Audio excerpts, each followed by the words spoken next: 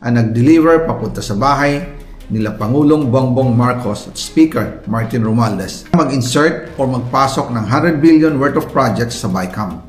Po ay hindi nila ako mapatay bago ko mailabas ang lahat.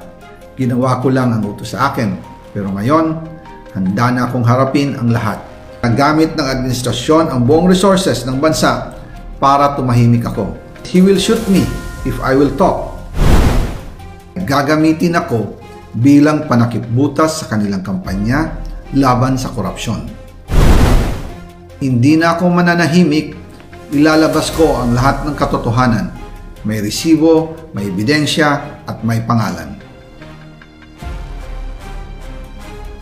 Para sa bawat Pilipino, alam ko na buo ang galit ninyo sa akin ngayon. Nauunawaan ko rin kung bakit. Lalo na at malaki ang halagang nakataya. Pero bago kayo humusga, hayaan ninyong ipaliwanag ko ang buong katotohanan. Matagal akong hindi nagsalita dahil may direktang utos sa akin. Huwag nang bumalik ng Pilipinas at manahimik na lamang. Umalis ako noong July 19, 2025 para sa aking medical check-up. Nakaplanong bumalik pagkatapos ng SONA ni Pangulo. Pero habang papauwi na ako, tinawagan ako ni dating Speaker Martin Romualdez at sinabihan, "Stay out of the country. You will be well taken care of as instructed by the President." Noon naniniwala pa ako sa kanila, kaya't hindi ako bumalik. Tumikong ang aking bibig, sumunod ako, pero ang hindi ko alam, ang ibig pala nilang sabihin sa aalagaan ka namin ay gagamitin ako bilang panakipbutas sa kanilang kampanya laban sa korupsyon. Ginawa nila akong poster boy ng kanilang sariling kasinungalingan. Ngayon, hindi na ako mananahimik, ilalabas ko ang lahat ng katotohanan. May resibo, may ebidensya at may pangalan. Nagsimula ito nung tumawag si Sekmina Pangandaman sa akin nung nagumpisa ang BICAM process last year, 2024. Ang sabi niya, katatapos lang ng meeting nila ni Pangulo at may instructions na mag-insert o magpasok ng 100 billion worth of projects sa BICAM. At sinabi pa ni Sekmina, you can confirm with Yusek Adrian Bersamin dahil magkasama sila sa meeting ni Pangulong BBM noong araw na yon.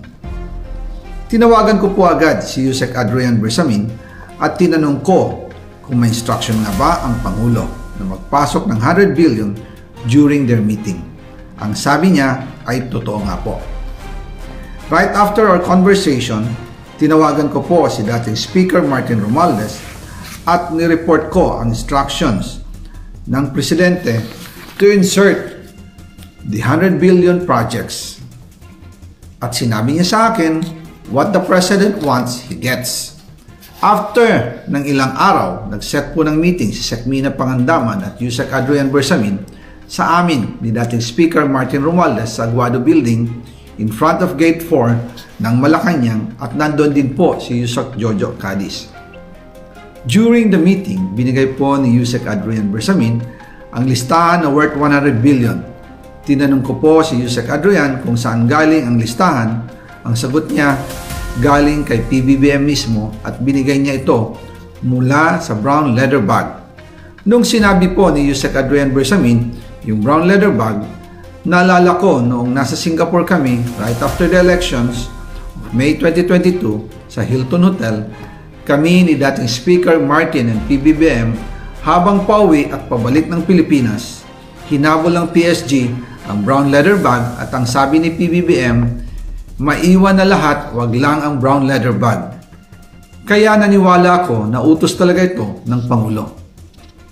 Pagkatapos ng ilang araw, I informed sina dating Speaker Martin Romualdez, Sekmina Pangandaman, Yusek Adrian Bersamin, and Yusek Jojo Cadiz na kung pwede 50 billion lang ang ipasok sa program funds dahil so sobra ang DPWH funds versus sa DepEd. In practice, hindi pwede na mas malaki ang budget ng DPWH kaysa edukasyon. And yung balance na 50 billion, ilagay na lang sa program funds for the 2025 budget.